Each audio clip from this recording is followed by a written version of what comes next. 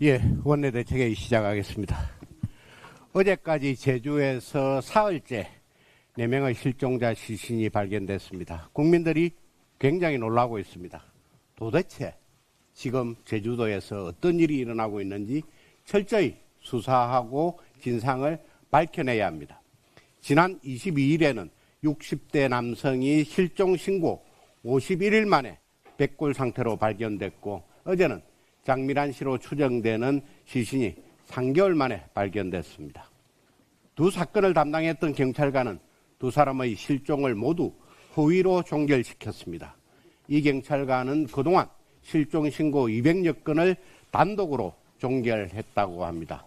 또 다른 허위 종결 사건이 더 있을 가능성이 농후합니다. 경찰을 믿을 수 있는지, 믿어도 되는지 국민들의 신뢰가 흔들리고 있습니다. 실종 사건만의 문제가 아닙니다. 광주 강상경찰서에서는 살인범 장윤기의 아버지인 경찰관이 주요 증거를 인멸했습니다. 서울 강남경찰서에서는 수사팀장이 청탁을 받아 피자를 참고인으로 둔갑시켜 사건을 무마해줬습니다. 오는 10월이 되면 검찰청이 사라지고 보안수사권이 완전히 폐지됩니다. 이와 같은 사건 암장은 더욱 기성을 부릴 것입니다. 심지어 사건을 어떻게 왜곡, 은폐했는지 그 진실을 밝히는 것조차 힘들어질 것입니다. 이제 대한민국은 경찰이 마음대로 사건을 암장하는 사회로 타락하는 중입니다. 그런데도 정부와 여당은 경찰에게 수사권을 독점시켜 주는 것도 모자라 최소한의 견제장치인 보안수사권마저 민주당 전당대회 득표용 동량바구니로 바꿔버렸습니다. 이래놓고 한성숙 총리는 경찰의 자성과 쇄신을 촉구했습니다. 민주당 모 의원은 경찰이 무소불위 권력을 휘두르지 못하도록 시스템을 만들어야 한다고 했습니다.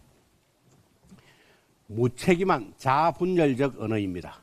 사고는 본인들이 쳐놓고 해결책을 마련하라고 윽박지르고 있습니다. 방화범이 불을 질러놓고 타인에게 화재를 진압하라고 닥달하는 것과 무엇이 다릅니까? 지금이라도 보안수사권 폐지를 비롯한 사법 파괴 책동은 즉각 중단되어야 합니다. 그렇지 않는다면 정부와 여당은 앞으로 일어날 경찰의 사건 암장, 조작, 은폐 등 각종 범죄의 공범과 다를 바 없습니다. 권창용 먼지털이 특검이 어제 마구잡이식 기소 대방출을 마치고 폐업을 선언했습니다. 180일 동안 총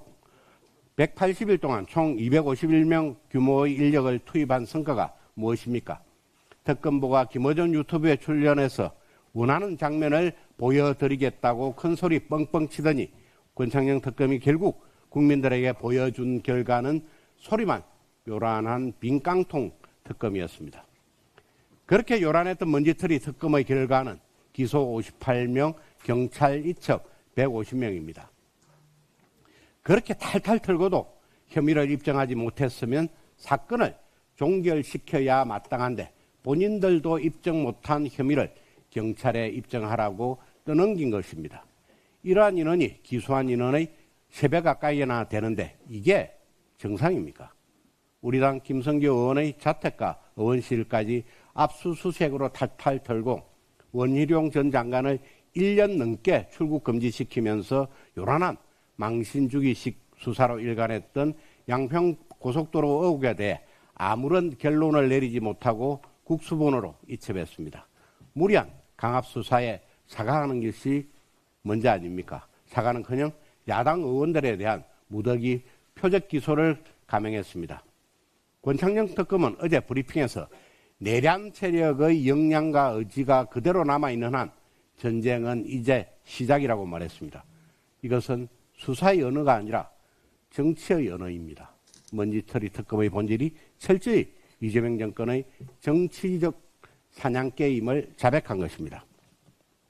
그러면서 내란 수사를 위한 상설 특수본 설치도 제안했습니다.